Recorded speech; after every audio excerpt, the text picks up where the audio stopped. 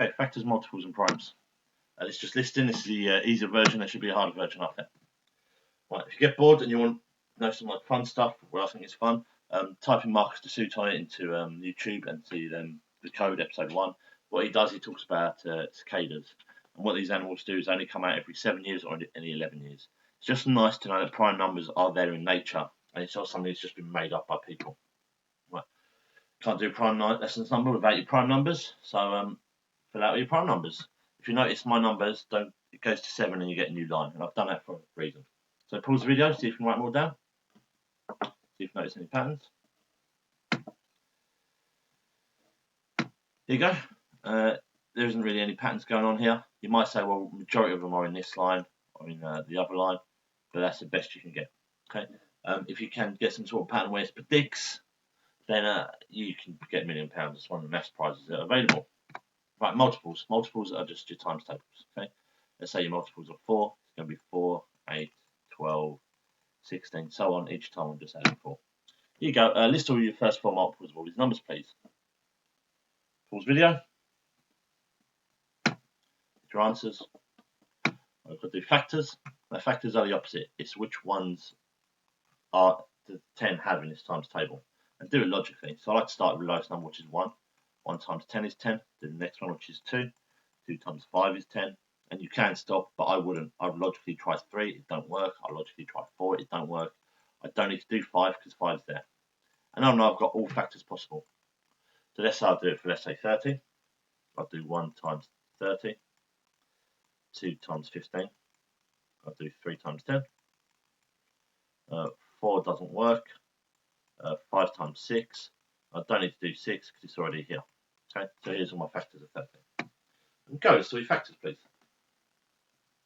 Pause the video if you need to, which you should do, really. Here's your answers. Let's hope there's not any mistakes there.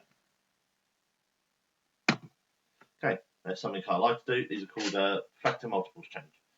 So what you do is you start with a number, you do a factor of that number, and then multiple, and factor and multiple. For example, in my case, I've done 5. A factor of 5 is 1. So we'll do multiple 1, and essentially I can choose whatever number I want. Up to 16, then a factor of 16, and a multiple. I've got 8. A factor, I've got 2. And a multiple, I've got 14. Factor, I've got 7. Then I'm stuck, because the only ones I've got is 14. I've already used it, and my next one's 21. But I can only do the numbers from 1 to 20. So see which ones you can do. I've got 1, 2, 3, 4, 5, 6, 7, 8. So I've got 8 numbers. See if you can beat 8 numbers. You know? Right, next bit. Those common multiples. Right, easiest way to do this is by listing. Okay. So what I'm going to do is I'm going to list the multiples of 4. So 4, 8, 12, 16, 20. And we'll do the multiples of 3, 3, 6, 9, 12. Oh, look, there's 12 here. There's 12 there. That's got to be my lowest common multiple. It's an easy way to do it. Let's do 5 and 4. So multiples of 5 are 5, 10, 15, 20, 25, 4. I've already done it here, but let's just do it again just for hell of it. 8, 12, 16, 20. I've got 20 here, I've got 20 here. So my lowest common multiple is 20. One more, 5 and 10.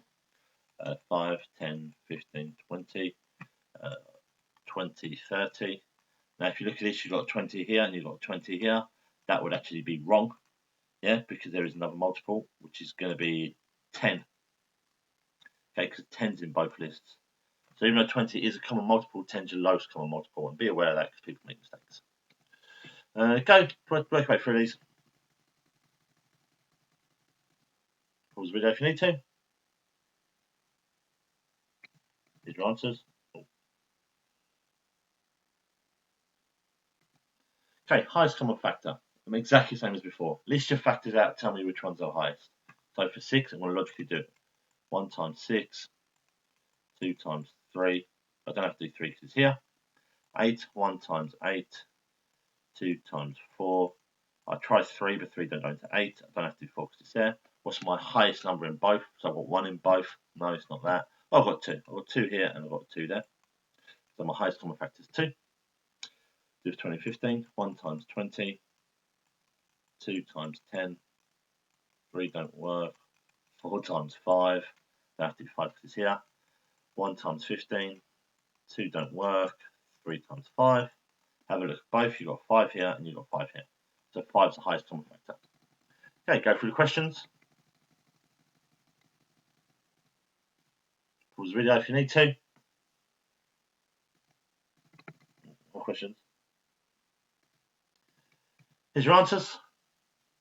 Okay, now obviously there are harder ways, and I expect you to know harder ways using Venn diagram, which is on the other video that I've done. But sometimes listing works.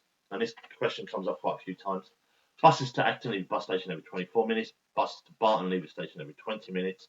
A bus to Acton and a bus to Barton both leave the bus station at 9. When will they both leave the bus station at the same time?